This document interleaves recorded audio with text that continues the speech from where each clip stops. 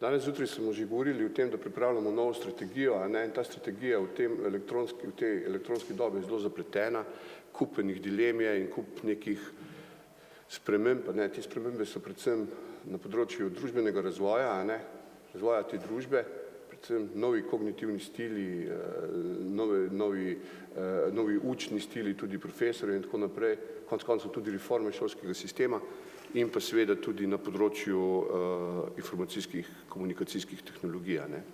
Tako da je zelo težko predvideti, kaj se bo zgodilo v prihodnje, ampak ena izmed ključnih nosilcev te strategije v prihodnje vsekakor bo odprta znanost. Tu sledimo tudi priporočilom, strategijam in pa vizijam mednarodnih združenj, strokovnih, pa ne samo zato, tudi zaradi tega, ker po eni strani prihajajo novi projekti financiranja, ki to zahtevajo, to je palica in pa korenček sistema, po drugi strani se pa vendarle razvija ta kultura v znanstveni komunikaciji na tak način, da moramo težiti k temu.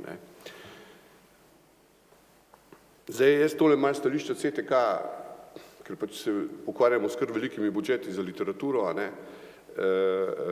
kot konzorcijski koordinator, malo stališča CTK bolj gledam, in prva stvar, ki v taki strategiji vsekakor bo mogla najti mesto, je, kako delovati na področju zagotavljanja dostopa do informacijskih virov. Tukaj bi predvsem omenil nove licenčne režime, publish and treat and publish in tako naprej. Problem, ki je, to, da se to tako zelo hitro spreminja, da moramo slediti, oziroma bom rekel z drugimi besedami, zelo težko sledimo tem spremembam. Skratka, tu je vprašanje kompetenc. Zjutraj smo že govorili o teh kompetencah. Jaz mislim, da nekaj delamo na Sloveniji, oziroma da bomo morali to izboljšati, da bomo mladim dali možnost, da te kompetence skozi pridobijo, skozi formalne oblike. Se pravi, kateri problemi so, vse vemo, kako operirati z proračuni za APC-je, potem recimo, kako se pogajati sploh za takšne licence in pa na koncu tudi tiste formalne procedure nam delajo preglavice, recimo zdaj vemo, da se je davek znižal za elektronske kopije, ampak kako je zdaj z odprto znanostjo, kako je zdaj z APC-ji, kako je, in vse to bomo morali nekako, bi rekel, v neke strateške cilje, predvsem na področju pridobivanja znanja, nekega sistemskega, bi rekel, pridobivanja teh kompetenc. Omenil je že kolega, moj dober prijatelj, kolega Zovko, analitiko, veliko sodelujemo z Web of Science, veliko sodelujemo z Izumom, ampak analitika je ključni problem, če se mi želimo v novih stvareh pogovarjati. Te stvari nikoli pravzaprav nismo, ne vem kako natančno delali v knjižnicah, bolj so te analize bibliometrične, smo imeli vsi, ki so tako naprej, zdaj pa kar naenkrat smo soočeni s tem, da smo dobili to nalogo, se pravi, da se ukvarjamo z publikacijami, odprtimi publikacijami, z naslovi revij, z DOA, z Web of Science, tako da tudi tukaj bomo morali, bi rekel, govoriti o kompetencah, ampak ta analitika je zelo pomembna. Ne omenim, da smo z Izumom zelo velike korake naredili že naprej, pri organizaciji, bi rekel, teh orodij za analitiko čez bibliografije raziskovalcev. Vendar bomo morali tudi z API kaj narediti. To pomeni vključiti se v ta projekt ESAC, potem z Web of Science, mora biti s kakim API-jem nadgraditi, skratka, cel, bi rekel, diapazon enih strokovnih izzivov. V takih strategijah bo seveda sploh v visokošolskih knjižnicah, pa tudi v specialnih veliko, bi rekel, pozornosti bomo morali dati tudi upravljanju raziskovalnih podatkov.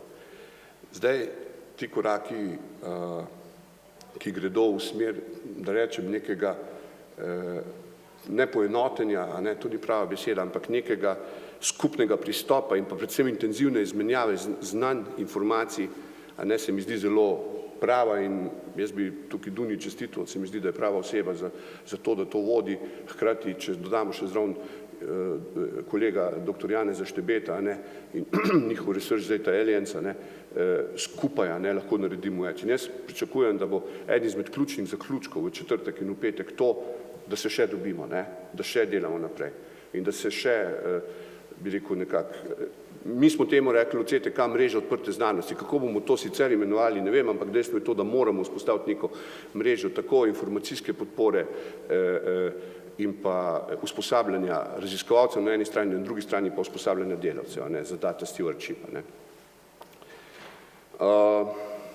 Skratka,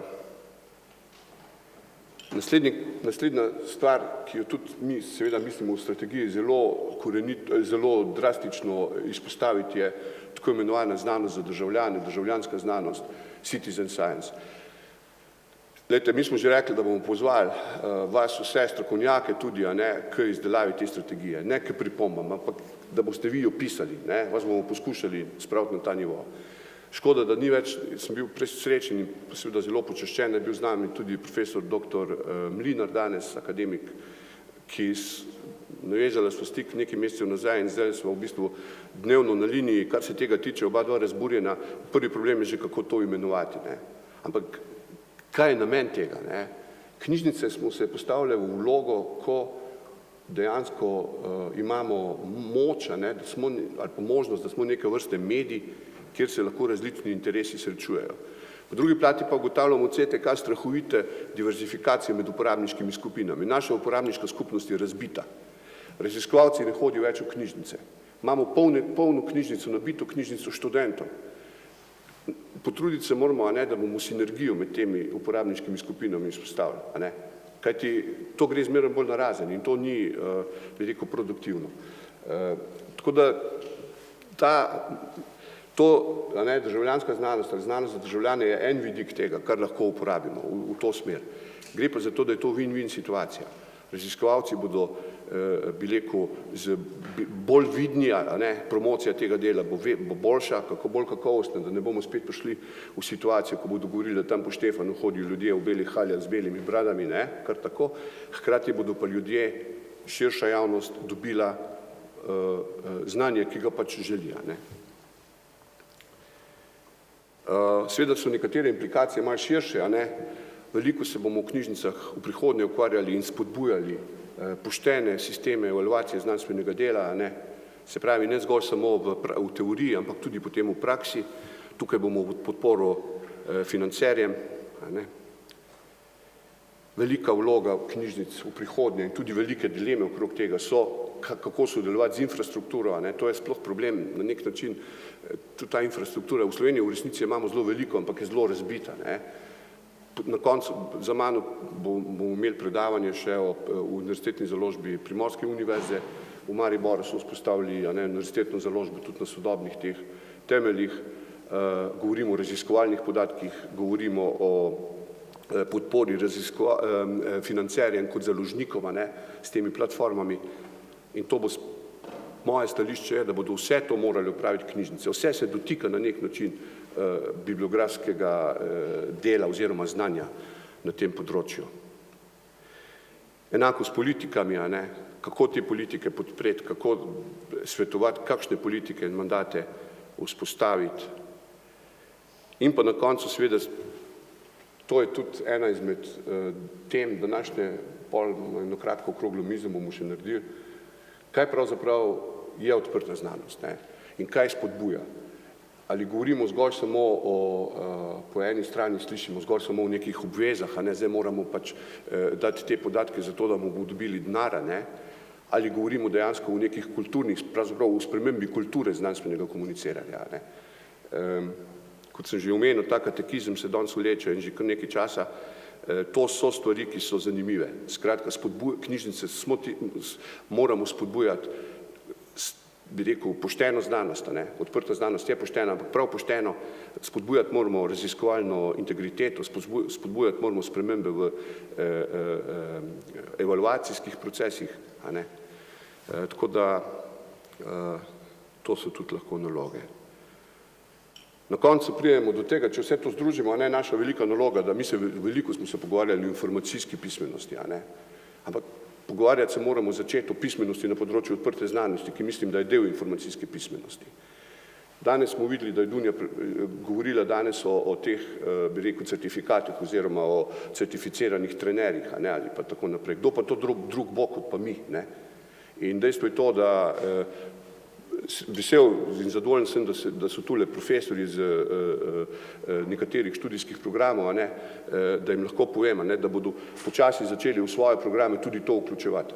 Skratka, bi rekel, ne samo informacijsko pismenost v splošnem smislu, ampak tudi neke spremembe na področju komunikacije znanstvene in pa potem te implikacije odprte znanosti. Z mladimi moramo začeti. Pri mladih se bo in tudi to, da se mlada akademija tako aktivno vključuje v delovanje na področju odprte znanosti, je velik plus. Morebiti še nekaj pogledov, kot pravim, naša sama strategija niti ni strategija, ampak je zgolj prvi osnutek vizije, ampak vendarle nekaj se pelje. Knjižnica mora biti odprta platforma.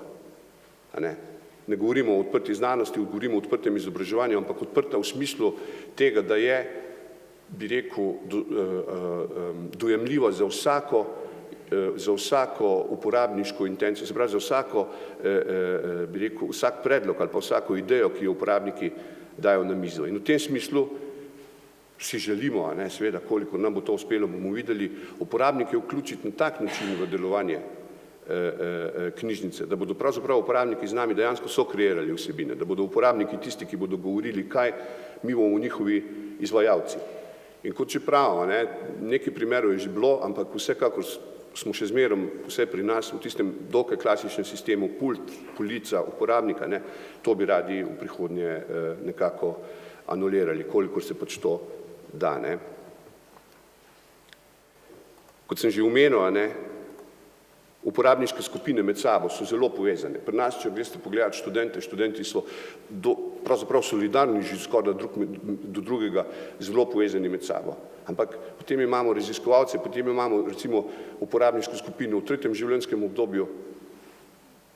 Naša velika naloga je, da te povežemo med sabo. In knjižnica je medij, ki to lahko ustvari, skratka, za našimi aktivnostmi, se pravi za našo, da rečem, da ne samo stoli in mize, ampak tudi, da smo tudi zaposleni, infrastruktura za to, da te ljudi med sabo povezujemo in da prihaja skozi te sinergije do boljših rezultatov, do boljšega znanja in tako naprej. Še en vidik, ki ga želimo v prihodnjem letu tudi pri nas, in pač to je nekako tudi ena taka, bi rekel, splošna naloga. Mi si želimo ustvariti knjižnico, ki bo, mislim, to je teorija, seveda nimamo možnosti zdaj v kratkem to narediti, ampak knjižnica, pravzaprav ni več knjižnica v tem smislu besede, ampak je bolj laboratorij za učenje. To pomeni, v tujini temu pravijo knowledge center ali pa knowledge hub. Mi bi radi na tak način tudi delovali, se pravi, radi bi bili neke vrste tudi vozlišče za prenos znanj. Ampak ta prenos znanj si ne želimo, da bi bil spet enosmeren od knjižničarja do uporabnika, ampak bi želeli predvsem spodbujati uporabnike med sabo, da si ta znanja delijo. In nekako začenjamo v naslednjem letu s temi prvimi koraki, to učno delavnico bomo spodbudili, poskušali bomo celo zaposliti nekoga, ki bo tam delal na tem, ampak ključno je to, da bodo uporabniki spet tisti, ki bodo po vzoru nekaterih dobrih praks, jaz jih lahko začnem naštevati, Kiberpipa in tako naprej, praktično imeli vse možnosti, da vse svoje interese skladno z zakonom, skladno z licenčnimi pravili, izpolnijo. Naši uporabniki nas nenehno opazujejo, mi smo veseli, da nas gledajo. Skupina mladih ljudi je prišla pred 2 leti v mojo pisarno in rekla, da bi se radi učili v nedeljo, če se da kaj narediti. Takoj smo se odzvali, seveda smo odprli knjižnico, kaj počemo drugega. Tako malo dobimo željane in seveda jih moramo spodbujati, da nam kaj povedo in še takrat, ko bi nam kaj povedali, pa rekli ni denarja. Tako da veseli smo, da imamo knjižnico polno mladih, znanja željnih ljudi in pričakujemo, da nam bodo napisali to strategijo.